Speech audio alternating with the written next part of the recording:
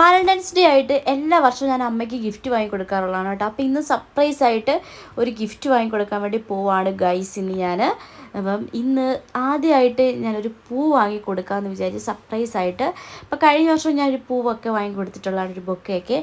അങ്ങനെ അതാ ഞങ്ങൾ നേരെ ഇഞ്ചി കോട്ടേഴ്സിൻ്റെ അവിടെ ഉള്ള ഒരു ചെറിയ പൂക്കടയുണ്ട് കേട്ടോ, അങ്ങോട്ടാണ് ഈ നേരെ പോകുന്നത്. അവിടെ ചെന്നപ്പോൾ അവിടെ നല്ല തിരക്ക് കേട്ടോ. ഇന്ന് പൂ വാങ്ങിക്കാൻ കുറേ ആൾക്കാരുണ്ടായിരുന്നു തോന്നുന്നു. അങ്ങനെ അവിടുന്ന് അതാ നല്ലൊരു ചെറിയൊരു കുട്ടി ബൊക്ക ഞാൻ സെലക്ട് ചെയ്തു.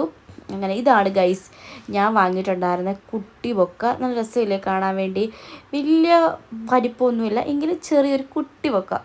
അമ്മയ്ക്കാണെന്നുണ്ടെങ്കിൽ ചെറിയൊരു പൂവാണെങ്കിലും മതി, അമ്മയ്ക്ക് ഇന്നത്തെ ദിവസം കൊടുക്കുന്നതിനാണല്ലോ പ്രാധാന്യം. അങ്ങനെ ഞാൻ പൂവും വാങ്ങി, പിന്നെ എക്സ്ട്രാ 2-3 റോസ് ഞാൻ വാങ്ങിയിട്ടുണ്ടായിരുന്നു എൻ്റെ ഫ്രണ്ടിന് കൊടുക്കാൻ വേണ്ടി.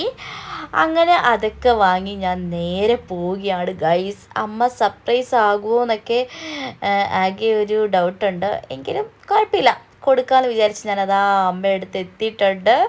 ഞാൻ നോക്കിയപ്പോൾ അമ്മ അതാ താഴെ വന്നിട്ടുണ്ട്. അപ്പം ഞാൻ നേരെ അമ്മ എടുത്തിട്ട് പൂവും കൊണ്ട് ചെന്നപ്പോൾ തന്നെ അമ്മ അത് കണ്ടു കേട്ടോ. അപ്പോൾ തന്നെ നമ്മുടെ മുഖത്തെ ആ സന്തോഷം കണ്ടില്ലേ, അമ്മ ഭയങ്കരമായിട്ട് ഷോക്കായി കേട്ടോ, ഭയങ്കര സർപ്രൈസായി പോയി.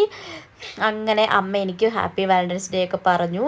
അങ്ങനെ അമ്മയെ ഹാപ്പിയായി, ഞാൻ അതിലേറെ ഹാപ്പിയായി ഗൈസ്. അങ്ങനെ ഈ ഒരു പൂവും മാത്രം ഞാൻ ഒതുക്കിയിട്ടില്ല, വേറൊരു ഗിഫ്റ്റൂടെ വാങ്ങിയിട്ടുണ്ട്, അത് ഞാൻ പുറകെ വീഡിയോ ഇടാം. അങ്ങനെ ഞാൻ എൻ്റെ ഫ്രണ്ടിനെ കാണാൻ വേണ്ടി പോയായിരുന്നല്ലോ, അപ്പോൾ അവൾക്കും ഒരു പൂ കൊടുത്തു, അവളും ഭയങ്കര ഹാപ്പിയായി.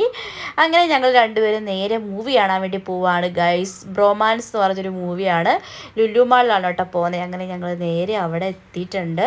മൂവി എങ്ങനെ ഉണ്ടായിരുന്നു എന്നൊക്കെ ഉള്ളത് ഞാൻ മൂവി കണ്ടിട്ട് എന്തായാലും ഞാൻ അഭിപ്രായം പറയുന്നതായിരിക്കും.